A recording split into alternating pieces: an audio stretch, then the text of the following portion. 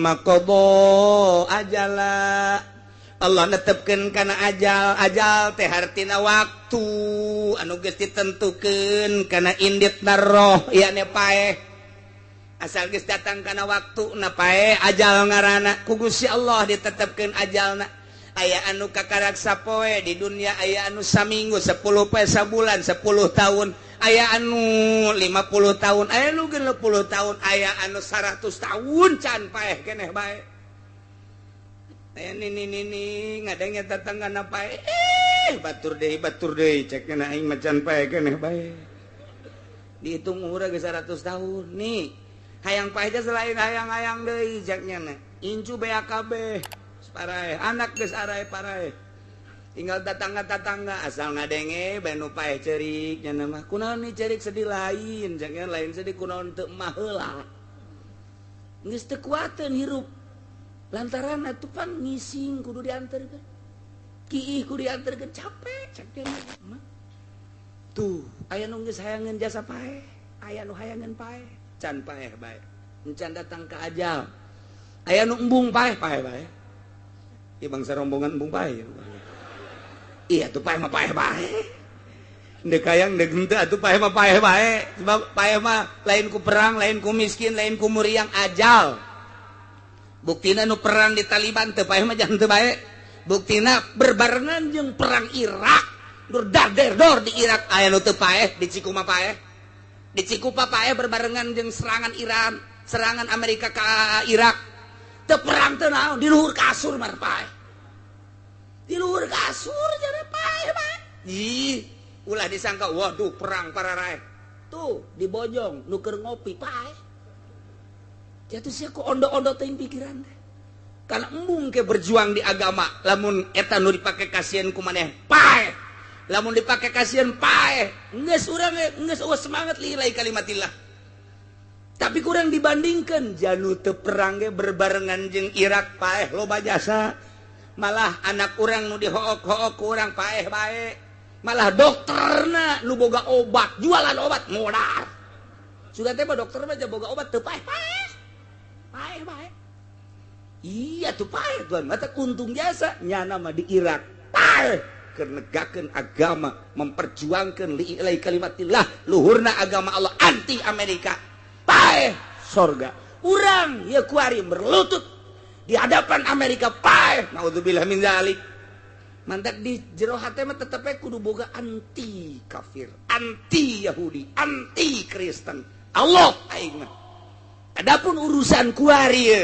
kos kieu keberadaan negara sebodoh nu jekel negara aing mah deuk manut bae ge kanyana ngan sakadar samanut-manutna doang hate mah anti aing naon sebabna aing paeh cilaka teu puguh teu karuh aing paeh kulantaran cinta ka Kristen cinta ka Yahudi atau cinta ka aturan-aturanana aing ka babawa di akhirat teu aing mah adapun manut bae lantaran nyana inohongna nu keur nyekel nagara adapun anti bae aing mah ka demokrasi kitu bae di jero hate nentang ka pemerintah teu bisa lantaran can wayahna emang keur dilempangkeun roda pemerintahna kos kieu mangganya ngakeun haidara raek masih ngan aing anti ka Yahudi anti ka Nasrani Allah aing mah hukum Al-Qur'an titik salamet kos kitu Masya Allah japaeh mah tuh lain ku perang lain ku gering lain ku muriang lain ku susah lain ku kalaparan di Ethiopia nu kalaparan nu hirup loba ibutin loba jasa beasa paeh ih beasa loba jasa ibutin mah dirangkas bitung ka ditu cak urang rangkas bitung ge cak urang jauh merangkas betung waduh luar biasa teu bisa nya mah lah bahkan rangkasnya lain rangkas betung waduh punya istri direngkas atau kawajot mah itu yang satu dia serang itu ngaguling ka mah Masya Allah yang satu lagi dilebuan yo nu bener atuh mah tuh nu hiji direngkas, nu hiji diserang, nu hiji dilebuan. Emang lisan Jawa mah kos kitu. Atuh inget ka adiku lah Haji Muhadi serius ieu mah serius lain alagaan. Lain lalagaannya na teh isuk-isuk aya nu mawakeun koran di bawah baca ku jana teh. eta dibaca barang dibaca perjana batu ngaranna ge nasional ieu pas ngaca waduh kenapa ya Kaji ada apa ya kenapa wih ini orang Pemda hari Senin lagi apel diserang mana ini ada apa ya bupati diserang ini bukan diserang diserang oh iya orang Jawa maca serang wes serang rangkas rengkas aduh bitung betung teu bisaeun ya namanya nyebut cara urang teh teu bisaeun gitu tah masyaallah terep terep terep lisan teh sejawa mah terep terep bae datang ka kuari terep bae di mana Mas 3 diterep terep Mas iya diterep terep terep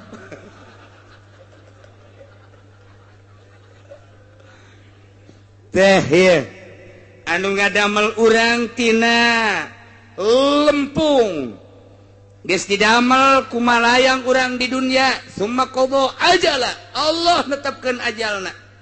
lamun geus datang ka ajalna tamutuna indan tihai paeh urang nu mantak urang contoh-contoh paeh teh loba jasa aya nu gering heula paeh di rumah sakit aya nu gering heula paeh di imah biasa teu aneh aya anu paeh teh keur sehat keur ngopi keur ngadengekeun radio keur nonton TV loba anu paeh aya nu hees teh hudang deui paeh ambalayah tama paeh teh contoh asal datang ajal keur kumaha we aya anu keur naik motor teh tabrakan teu aduh tak budak lamun henteu naik motor moal paeh teu bisa kitu paeh emang geus dija tulisanana di Lauhil Mahfuzna ulah ngomong eta budak tadi kukulintigan di dieu bae mun tadi teu naik motor meureun moal paeh teu bisa kitu tahanan ku sia ti ulah naik motor moal bisa emang deuk paehna di dinya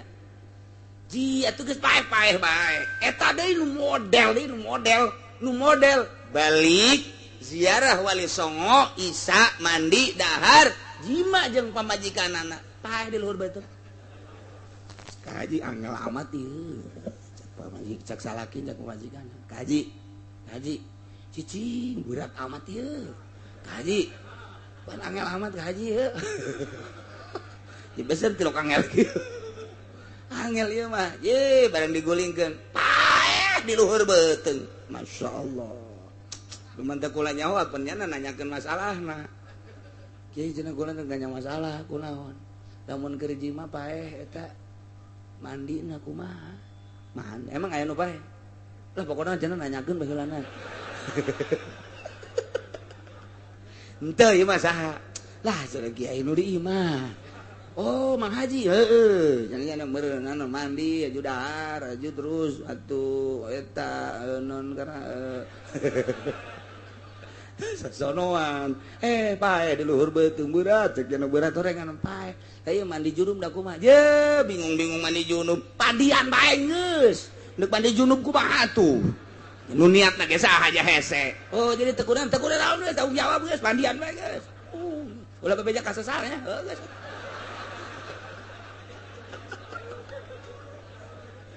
aduh masyaallah istirahat di luhur beuteung terus istirahatna ya Allah wa ajalum musamman indah wa ajalum musamma ari ajal musamma anu disebutkeun anu geus ditetepkeun madrubun eta dijadikeun indahu di Gusti Allah libasikum ikeun ditangikeun dihudangkeun aranjeun kabeh lamun cek tukang ngaji mah nu tadi ajal isim nakirah ieu ge aya ajal isim nakirah geus lamun nakirah dibarengan ku nakirah wasani ghairul ula jadi aya patokanana tah dina ngaji mah tah wa ma minal qaidil muqarrarah idza atat nakiratun muqarrarah takhalafa tuh wa iwarab sani tawafaqa geus eta kos kikituan teh tah lamun teu ngaji mah hese kulantaran ngaji ngeunaheun mondok atuh cek aing geus sia tuh jadi geus ajal lu tadi jeung ajal nu ieu lain deui anak kitu mah berarti boga dua ajal teh aya dua nu hiji ajalna summa qada ajala nu lakum tamutuna indan tihai ajal timimiti diciptakan ku Gusti Allah borosot ke alam dunia datang ke ajal paeh ajal nuka dua wa ajalum musamma engke ajal nuka dua mamadrubun indahu libasikum begitu orang dihudangkeun eta ngabogaan ajal engke bakalna nu mana di nerakakeun nu mana di kasorgakeun dua ajal mentek al ajalul awal min waktil wiladah ila waktil maut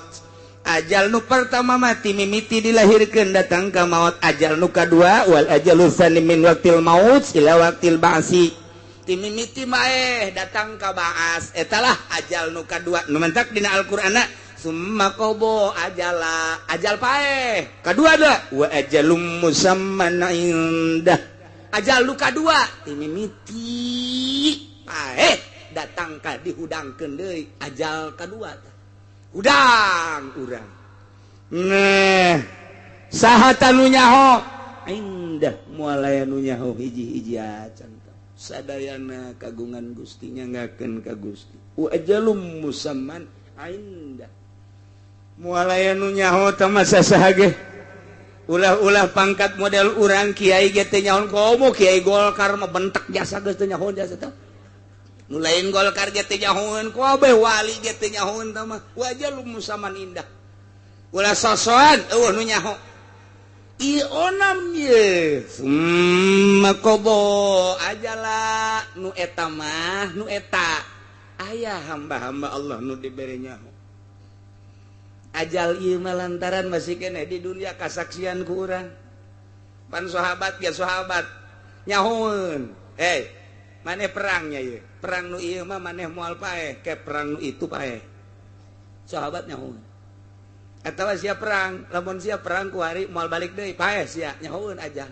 boro-boro kabatur ka diri sorangan ge nyana amanat ka pamajikanna asalna kakak asalna perang nu ieu mah moal balik deui paeh ke kakak geus boga tadi bere pirasat-pirasat. Tuh, mentak waliullah mah atuh geus aya nu nyawan. Syekh Abdul Qadir emang kumaha gitu. Begitu nyana muriang parah luar biasa. Oh, geus diceungceurikan ku kabehan budak. Ulah wa kaceurik cek yana. Abah mah muriang ieu mah moal ka maut. Pan moal ka maut mah sebab ieu teh bakal keluar hiji deui anak Abah Abdul Razak. Di dia aya kene moal ka maut Abah mah sebab aya kene anak Abah hiji nu bakal keluar ngaranna Abdul Razak. Jadi sok itu parahna geus diceungceurikan nyahueun nya moal ka maut Abah mah. Tuh. Coba bayang ke ente ge kitu coba ge. Mun keur muriang Abah mau moal ka bae jeung tenang wae abrak modar. Ulah sok tuturut ya. Masya Allah boro-boro muriang kutung muriang geus asa det-detan wae paeh teh. Tuh, eta mah loba tah hamba-hamba Allah nu bersih nganyahokeun lantaran roh teh kadeuleu ku hamba Allah nu murni mah mama sobari keur mingguan innalillahi wa inna ilaihi rajiun mama Ilyas rohna naik ka langit kadeuleu roh teh kadeuleu wali Allah mah bisa neuleu roh teh hi atuh setan ge kadeuleu iblis kadeuleu jin kadeuleu ya kadang-kadang itu bisa kadeuleu Masya Allah kayak orang ceritakan kayak di awal ieu keur cerita luar biasa aya hamba Allah nu dibere kaleuwihan ku Gusti Allah ajal nu ieu summa qada ajal tapi nu ieu mah eueuh sasaha ge hatta rasul hatta nabi wa ajalum musamman indah titik mutlak ta nu Gusti Allah geus jaho ta kuari summa antum tamtarun satuluina aranjeun ka bawah para kafir-kafir kunaon anjeun mararang mang bakal dihudangkeun ti kubur sabadanya ho aranjeun kabeh teh didamel ku Gusti Allah mimitina ku Gusti Allah didamel Kangjeng Nabi Adam tina endut atuh anjeun ge sarua bae didamel tina lempung geus jaho bahwa urang mah naon daya naon upaya atuh jameunang nyieun Allah ku Allah dijelaskeun kita ibadah ka Gusti Allah ajal geus dipastikan boh ajal ti mimiti lahir kana bae atawa ajal ti mimiti baas di jero kubur datang ke baas ajal kadua nyaho tanyana teh kos kitu tapi kunaon mang sabada nyaho bloon berarti teu percaya hiji padahal lamun nyaho bahwa Allah ngamimitian ngadamel urang atuh mampuheun jasa Allah ngahudangkeun urang cacakan ngamimitian ngadamel ge mampu atuh komo ngahudangkeun deui tah ieu ajalum musamman indah nu bakal dihudangkeun deui tanyakeun coba ka Konghucu teu percaya tanyakeun coba ka kitu budak teu percaya udah mati aja apalagi dibakar sudah selesai cek jangan. Tanyakan coba ke Hindu, tidak ada itu ceknya alam sana. Tanyakan coba ke Kristen, hakikat mah jadi percaya mati saja. Padahal wa ajalum musamman indahu dihudangkan deui. Aya tapi Kristen mah anu ngabahas engke aya cerekna dihudangkeun deui, tapi salahnya nama kadituna.